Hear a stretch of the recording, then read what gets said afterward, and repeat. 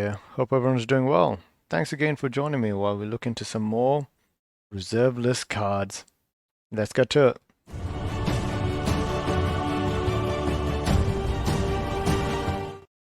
So normally I wouldn't want to continue going on about a reserve list, but I have noticed that on MTG Goldfish, MTG Stocks, and other places, there are some significant changes in the reserve list pricings in just the last week.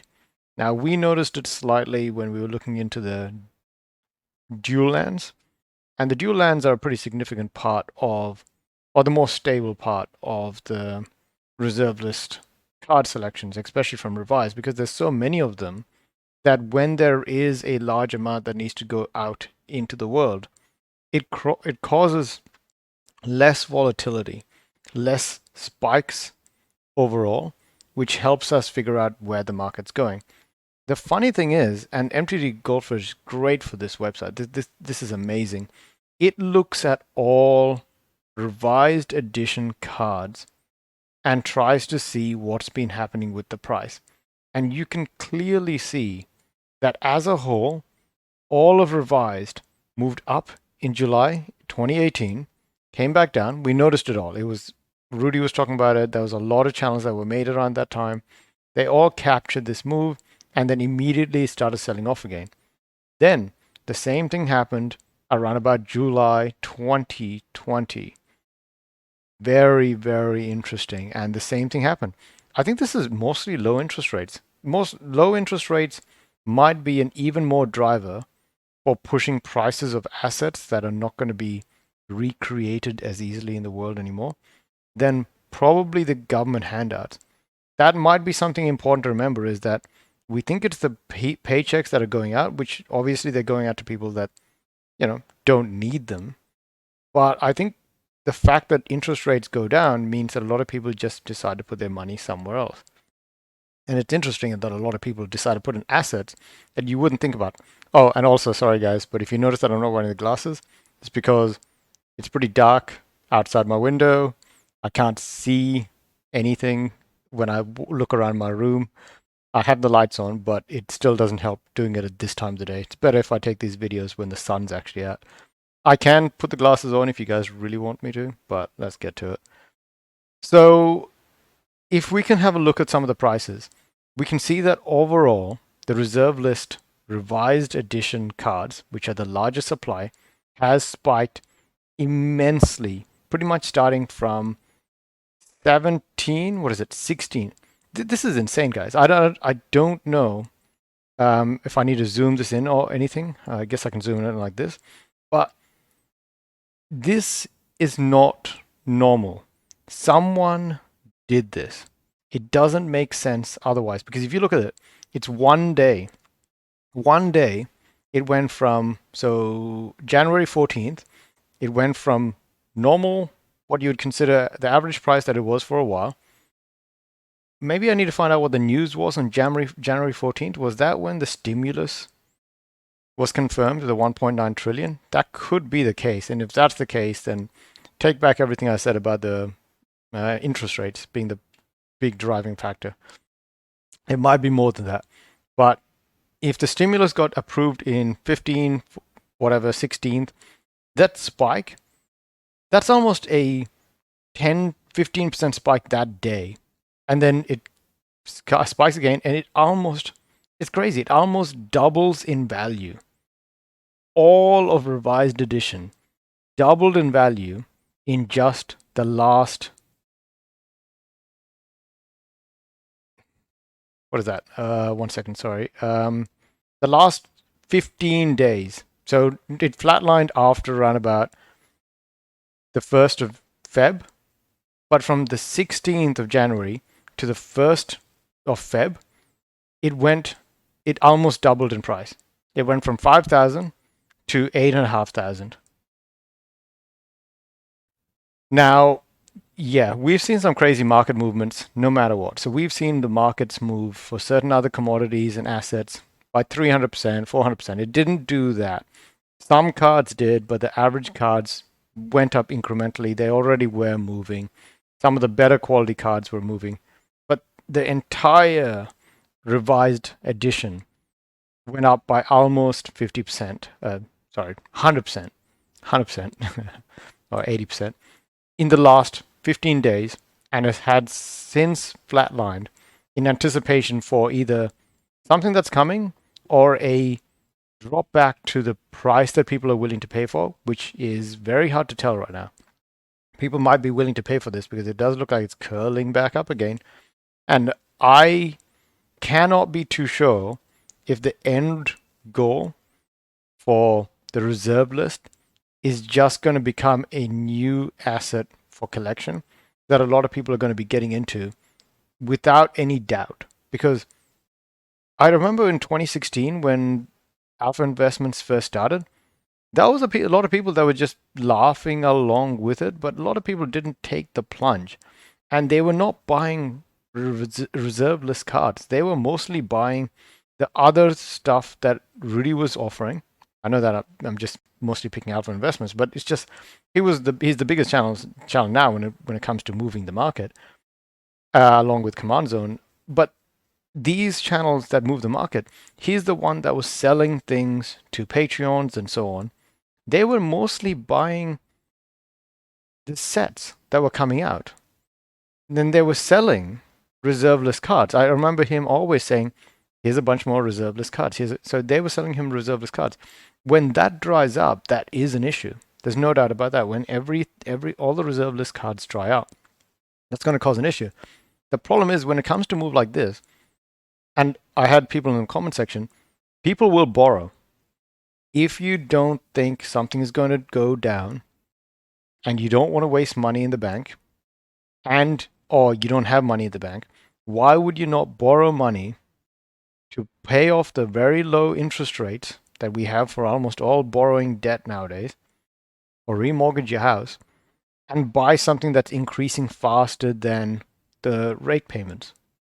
If the rate payments are 3% and you know you can put money into, let's not go to Tesla or Bitcoin right now, if you can put money into something and it goes up by 100% in a month and you pay 3% on the money you just borrowed, why would you not do that? And if you are so confident that the market only goes up, then why wouldn't a lot of people? That's why greed and fear is so, it works so well for markets as a predictor. People usually push it to the extremes, even more than what you'd expect. But the greed and fear pretty much means that when someone is greedy, they will do things that you wouldn't expect them to do. You know, they would mortgage their house. They'd take out a loan for way more than they can pay off because they expect it to be fine. And they're expecting to win the lottery. And when things go wrong, the fear comes in and really messes things up because then they have to sell on a loss and all those things, and that just causes cascading events, and it can really fall over from that point. So in my eyes, what I really want to make sure when it comes to capturing what the market's doing right now is to make sure that the sentiment of the market, which is what everyone is feeling at this point, is captured. And the problem is the only way to do that right now is from price. We don't have a Wall Street bet. Oh, wait, no, we do have Wall Street bets for stocks, don't we? We have MTG Reddit that investments. So we can ask them, hey, which ones are you buying out? And then just make sure that we sell into that FOMO. If they're buying out and they're willing to pay a premium for it, then you might as well sell into it. You don't know if the market's going to go higher, which is true. And when it comes to things like this, I would not sell some of the stuff I have. Sorry for the mess. So some of the stuff I have, I wouldn't sell. So I wanted to actually make a separate video about this, but I don't have that much. Really don't. It might look like or seem like a lot, but I don't have much. I have one card that I really like that I have, and it's pretty cool. But the rest of them, they just. So I have, I have Badlands. No, that's a plateau. I got Saldivia Excavation. I got, I got Khan. Yep. Got Temporal. Cerulean. I want to do this better, but I just want to show you. Like, I am holding on to one of a lot of stuff. Skeleton, Tropical Island in near mint, Underground Sea in near mint, Savannah in completely beat up, Volcanic Island, pretty beat up. Bayou in mint.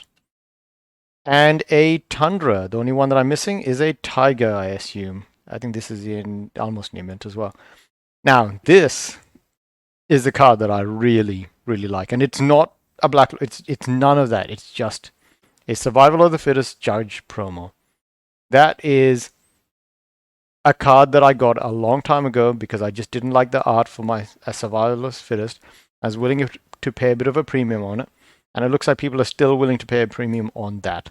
So I think overall, the way that I'm looking at this market is I'm buying in every now and then when it feels like the market is kind of at a right level. Now, it's impossible for me to tell by looking at this graph, this listing, if Badlands dropping $103 this week has had a huge impact on the overall market price, or Plateau dropping 20% or $4 today. That's not much. Wheel of Fortune, $19. Like, that can go up like $50 in a day. What you want to do is you want to keep an eye on these over time. Demonic Tutor dropping is actually an interesting one. It could be because of the fact that it was re-announced, but I think that the masterpieces are going to be very, very hard to get anyways. I wouldn't be too worried about that. So, prices are going up. If you look at the prices that are going up, there's plenty. But today, a lot more prices have come down. And I don't know if that means that tomorrow we're going to see a bit more, because whatever's happening in the markets, it's happening in MTG cards, as revised reserved list cards as well. It's that they're moving faster than people can get an understanding of what's going on. And that makes me feel like it could be either people that are just waiting and keeping an eye on this because they know that they can make a profit, or, and you guys can let me know, do you think that just like there are bots that buy PS4s and PS5s and Nintendo's, Nintendo Switches, and then sell them up for a markup price? Because there are arbitrage bots out there that literally will keep an eye on the market, see what prices are moving in which direction, and buy out huge amounts of stocks and then re-update and upload those stocks directly back on the same website for a higher price. There are bots that do that. I'm pretty sure of it. Do you think those bots have started moving into MTG? Because these kinds of price movements, where they correct, they fix, they drop, they move up 10%, 20% in a day, and we're not talking about 10, 20% of like 10 cents, 10, 20% of like a couple of $1,000 of worth, moving up $500 a day for Magic cards. Like I'm only trying to keep an eye on these things because I'm trying to give some information to people. Before I made this channel, I did not pay attention to these much at all. I really didn't. And I don't know what the average person's doing. I know that people have lots of YouTube channels that just talk about market movers and what's hot, what's not. There is a lot more information out there. But when people act on this information, I don't know if it's people acting or if it's the movement that's being detected and then a follow through by bots. So I feel like overall the market is one of those places where as we get more involvement with technology, it's going to be harder and harder for the general folks like us to jump in and out whenever we want. And it's probably something that I kind of wish that Rudy would talk about, because he's obviously done financing and things. Maybe I'll ask him a question, or you guys can help me with that. He's done financing, but I want to know what he thinks the impact of the AI and trading bots and all that has an impact on the overall market, and how it might like start leaking into online buying, selling, things like that. All right, and before I close up, I'm just going to continue looking at some of these other cards. Now, some of these are pretty hard to predict because you can't really be 100% sure, but Mox Pearl took a massive downturn on its average. It was sitting around about 4,000. It hit exactly 4,000, stayed up there for a little bit, dropped down. The market is now catching up, but you can see that you can get a couple from two. Still pretty expensive. But I say it's expensive. That's damaged. That's actually not that good. I'd say it's expensive, but the thing is, the amount of stock that's out there is very, very limited. When everyone is not moving, it's crazy. You guys can let me know, but in America, where most of these cards are available, because I'm pretty sure Revised and all that didn't even make it out of the US very easily at that time. I have friends in Europe and Australia. We didn't, like, when they started playing as early as they could play, they didn't have a chance to get a Black Lotus. There was no chance for them to get a Black Lotus because it never made it far outside of the US in those days. Obviously, at some point it did, but no one paid attention at that point. But you couldn't just say, "Oh yeah, I played with the Black Lotus when I was younger." Um, so another thing to remember is, yeah, okay. So I'm just trying to find out if there's any weird spikes, but as you can tell, it looks like there is a movement for the market price for all of these things. That's the judge promo that I'm looking for. I should probably look at what a survival of the fittest judge promo, because yeah, it changes so often. Oopsie daisy. Okay. Well, look at it go. I mean, the one I have is pretty much near mint as it can get. Took it out of its sleeve that I got from and put it back in. Oh, okay, so it'll be that one. That's actually not that bad. That's not bad at all. That's probably one of the better, cheaper prices I've seen. So it's lightly played, but it depends on what you guys are in for survival of the fittest. Oh, okay. And so Guy's Cradle is still moving up, very popular card. You can see that the market is moving up. Now, Guy's Cradle was like a couple of $100, $300, $400 just a couple of months ago. It's still moving up, but it is looking like there's quite a bit of noise up here, but it hasn't really figured out what it's doing. And we'll have to see where all of these go. Fork. Jeez. $68, guys. Just a month ago, it was 37. Now it's 125. The near mint copies are selling for much higher than that. Yeah. Gravity Sphere, all creatures losing flying ability. Just crazy, some of these movements. And like I said, it's really hard to tell based on just a set what the rest of the cards are doing. But some of these cards are pretty powerful in general. Some of them are very powerful. So there are some prices that you can pay for these. It just depends on what you feel like is the good price to enter. And I'll just finish it up with a couple more. These are all cards I want to cover in my review anyways, but that's a separate thing. Antiquities, yep, that's a bit rarer anyways. Yep, so they're still moving up. Some of these are still moving up. Some of them are still spiking like there is no tomorrow. Manipulation is still a big deal, guys.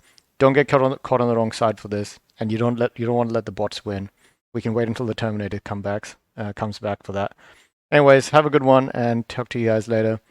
Stay safe, and please like and subscribe. I'll keep doing these. Thanks again. See ya.